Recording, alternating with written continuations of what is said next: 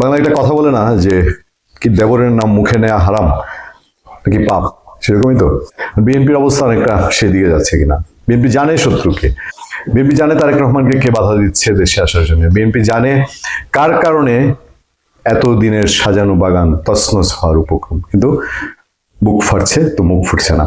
BNP মহাসচিব মির্জা ফখরুল ইসলাম আলমগীরকে আমাদের BNP বিটের সাংবাদিকরা এবং আমাদের সাংবাদিক বন্ধুরা তারা একের পর এক প্রশ্ন জর্জরিত করেছেন, বারবার জিজ্ঞেস করেছেন বাধা কে, কে তারেক রহমানকে আসতে দিচ্ছে না, কারা সে। বিএনপি মহাসচিব একদম টোটাল লাজবাব।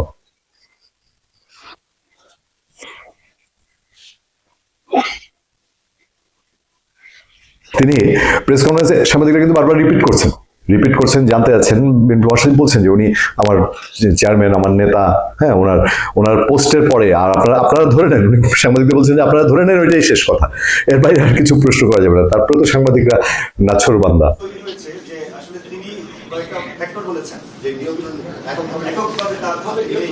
তো এটা সিচুয়েশনটা এরকম যে বিএনপি মহাসচিব যদি এখন পেটে বোমও মারেন তারপরেও ওই শত্রুর নাম, লিখিত শত্রুর নাম মুখ দিয়ে বের হবে না।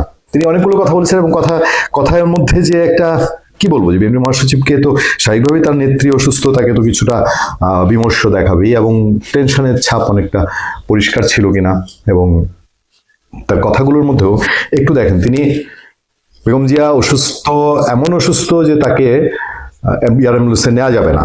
আবার শুরু করেছিলেন যে বিএনপি ভারপ্রাপ্ত চেয়ারম্যান তারেক রহমানের দেশে ফেরার কোনো বাধা দেখছেন না বলে মন্তব্য করেছেন দলটির মহাসচিব মির্জা ফখরুল ইসলাম আলমগীর।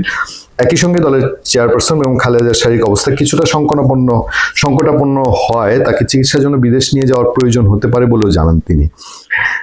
রাজধানী গুলশানে বিএনপি চেয়ারপারসন রাজনৈতিক কার্যালয়ে এক সংবাদ সম্মেলনে মির্জা ফখরুল ইসলাম আলমগীর এসব তথ্য দেন। তারেক রহমান দেশে ফেরা নিয়ে এক প্রশ্নের জবাবে মির্জা ফখরুল বলেন, ভারপ্রাপ্ত চেয়ারম্যানের দেশে ফেরায় কোনো বাধা দেখছি না।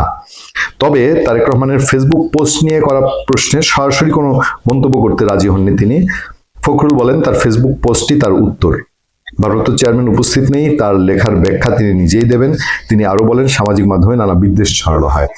তারেক রহমান তার নেতা, উনিও তো সোশ্যাল মিডিয়া ব্যবহার করেছেন, মেইন স্ট্রিম মিডিয়া তো ব্যবহার করেননি এরকম একটা গুরুত্বপূর্ণ তথ্য জাতিকে জানানোর জন্য। তিনি জানান গতকাল মেডিকেল বোর্ডে বসেছিল, কি চিকিৎসা হবে সে বিষয়ে মতামত দেওয়া হয়েছে, তাকে বিদেশ নেওয়ার প্রয়োজন হতে পারে। বিদেশে চিকিৎসা বিষয়ে বিএনপি মহাসচিব বলেন তার শারীরিক অবস্থা আপাতত ফ্লাই করার মতো নেই, তবে বিদেশে নেওয়ার জন্য প্রয়োজনীয় ব্যবস্থা নেওয়া আছে, তিনি ফ্লাইয়ের জন্য প্রস্তুত হলে তাকে বিদেশে নেওয়া হবে। মির্জা ফখরুল এই সময় হাসপাতালের সামনে ভিন্না করার অনুরোধ জানিয়েছেন। এছাড়া মির্জা ফখরুল ইসলাম আলমগীর আগামী 1 ডিসেম্বর থেকে 16 ডিসেম্বর বিজয়ের মাসে বিজয়ের রোড শো কর্মসূচি হাতে নেওয়ার ঘোষণা দেন। এই কর্মসূচি চট্টগ্রামের কালুরঘাট থেকে শুরু হবে। কিছুতেই মির্জা ফখরুল বললেন না তারেক রহমানের শত্রু নাম।